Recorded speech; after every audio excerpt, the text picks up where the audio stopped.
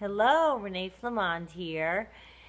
Guys, how things go once you stop responding to the narcissist, this could manifest itself in countless ways. And I want you to be prepared for the different ways it could go if you are teetering on finally putting the stoppage to the contact with your narcissist. Because many times you're having no contact, but you kind of are still. But I'll talk to him on this, or I've communicated with him through this, or do you know what I mean? So, but when you stop responding, stop. They're going to get confused, okay? And at first, they will be desperate. Let me back up and try to, because I know I just said a bunch in just no order whatsoever. At first, they will be desperate. They will act desperate. Attempts may escalate. They'll yell, they'll scream, they'll call names, they'll leave 39 messages in a row, and then nothing. It'll go right down to nothing, because what they're doing is having a temper tantrum.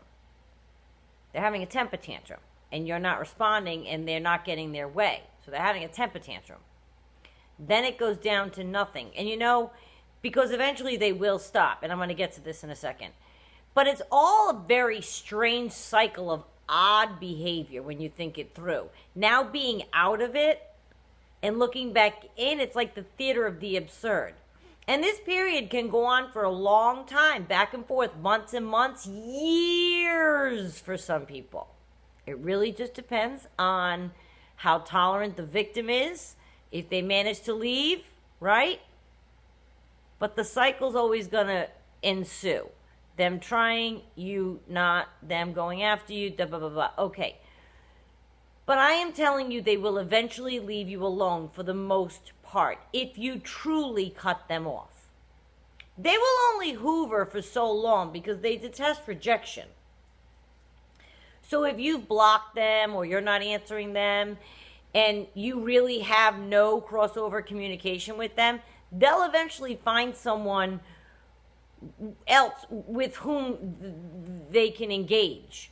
They're not going to just keep coming to you. After a certain point, they'll find somebody that can be their new focus, a new toy, new supply. Now they have to convince themselves that they're happy and will play that to the hilt, and they will move on from you. I am not saying that they won't. You're on their bench now. They may throw out a line to you for the rest of your life. But they have, they'll shoot out little things, be it an email or whatever. It's so obvious to me when it happens too.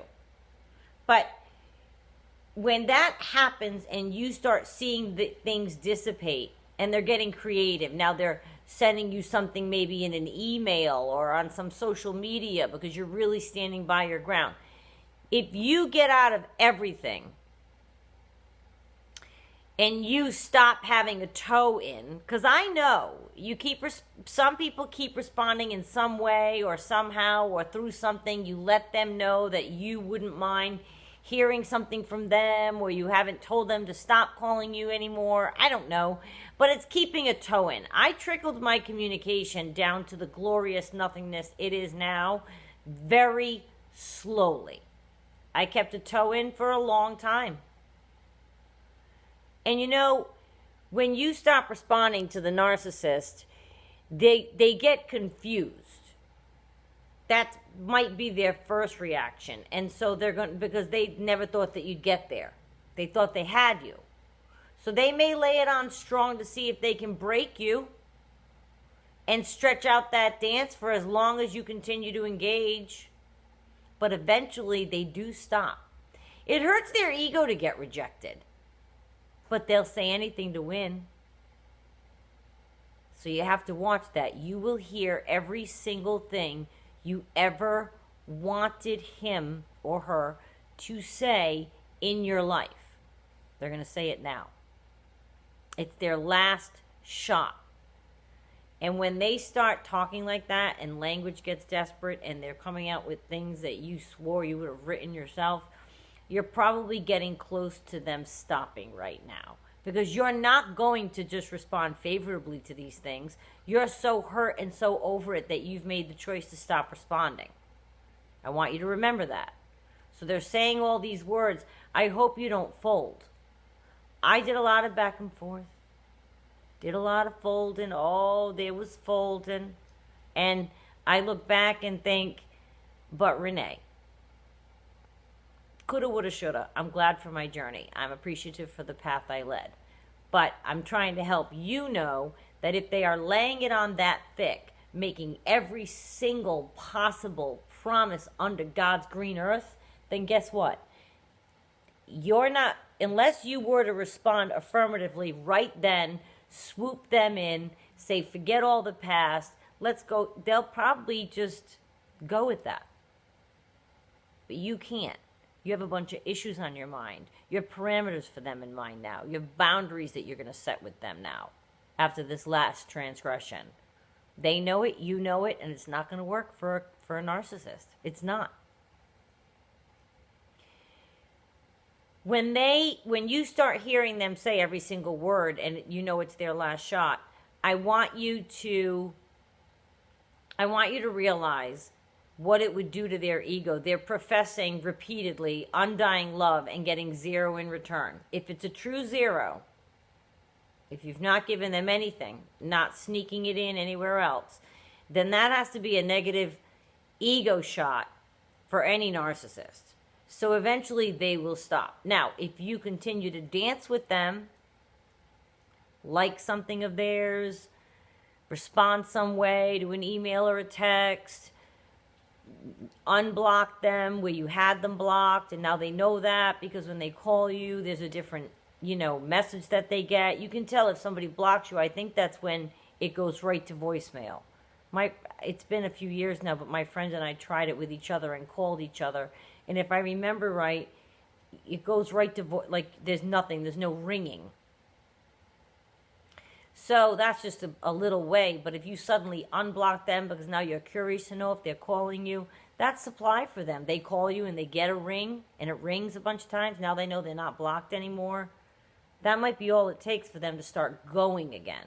But once you really take your toe out of the pond of communication and you close everything down, they will eventually stop because it's frustrating. And what will happen to you is your life will become more and more peaceful as you step away from that world. And I think of where they go after us. So I said they'll find somebody upon whom to land, right? So the person on whom they land, they're now sitting in a cycle of a mess. And you have the ability now to have a peaceful life because you've exited them out of your life. They're still in that person's life. And part of the baggage they carry to the new person for that new person is you. They're going to continue to try to contact you just because they're with somebody else. They will continue to contact you to see how far they can go. And once they have somebody else, they're probably even more likely to be contacting you because if there's a fight with that new person or they break up and go back and forth with that person, they're likely to contact the last person they were with during the down times or maybe on the up times when they're feeling great about themselves, trying to get you and see if they can still meander their way into your world. And that's also where you may start to hear all these words that I miss you. You know what? I didn't think I'd miss you this much. They can get a whole bunch of new material out of just not being around you for a few months. Because now they can talk about, I had no idea. It took me being away from you to realize. These are standard lines. These are not truth from a narcissist. Or being separated from you made me realize. It's in every single show, every movie ever. That's an easy line to come up with. They don't mean anything. They're just trying to see if you can. And then if you did accept them and you stopped not responding and you started to respond again, boom, they could slam the door and be off. And now they're going to be the ones to choose the direction. So now they're not going to respond to you anymore. It becomes like a game to them. once you stop responding to the narcissist, it really can change your life for the better, because you can gain your own perspective back. And it gives you time and space to remember the things about you that are important. And once you're distanced from the relationship and you stop responding to the narcissist and you've had time, you can look back into the relationship as theater of the absurd. You become astonished that this happened. You can't believe that happened. Oh my God, I put up with that. The more time you have away and on your own to bask in the peaceful zen that you can create around yourself, then you will have the strength to realize that there's nothing even about the twisted nature that is a relationship with a narcissist that is worthy of you. It's not where you should be. It's not where I should be. I remained way longer than I thought, and I've dated more than one. I made the flow chart. I looked. Apparently, they have a type, which is a codependent empath, and I apparently have a type, or I think I like to think I can fix people. I think I pick broken people, and I like to think I can fix them. This was before I learned. Now I understand that if narcissists are what I've been picking the wrong people. It's okay to have in your heart that you want to go forth and be somebody's, cheerleader or partner, companion, on their side, person, of course, supportive to them, whatever they do. That's fine. But to have the narcissist no longer in your life gives you the choice to do whatever you want and to be there for whomever you want in that way. Because being with a narcissist can suck the life right out of you. And when you stop responding and you realize you have all this time to your hands, you're not going to know what to do with it. And they're going to get nervous. And they're going to act like they really do miss you. And they're going to say everything and anything. And I just wanted you to be prepared for all of that. And there are a million other things that they can do. They could show up at your house. They could send you gifts. They could send you flowers. They could do all that. They're trying to win. But they may be cozied up with somebody else already and not telling you, lying to you, making you think they are not, making you think they're pining away for you and they already have another person. That happens all the time. They're not done playing with you yet, but they've got to land supply because they can't be alone. They can't be alone. So they have to find that home base. They have to find some kind of union that they can exist in and be in this relationship. You've dumped them. You're not responding. They're already trying to find another one. Please know that that's what they're doing. But they are still going to try to get you to talk to them because they want to make sure that you are available for them if they need to call on you, if they need you. They don't like to close anything up, remember. They don't like closure. They don't give it to you on purpose because they want the door open forever. And if you allowed them to, they would come see you once a week behind the back of the new person. And you'd become the mistress, and then they have a new girlfriend. And they're lying to the new girlfriend that you don't exist, and they're lying to you that she's nothing, but they're going back and forth. All these tenuous little things can happen once you stop responding because they will go out and create their own life, but they're going to tell you that they're pining away for you.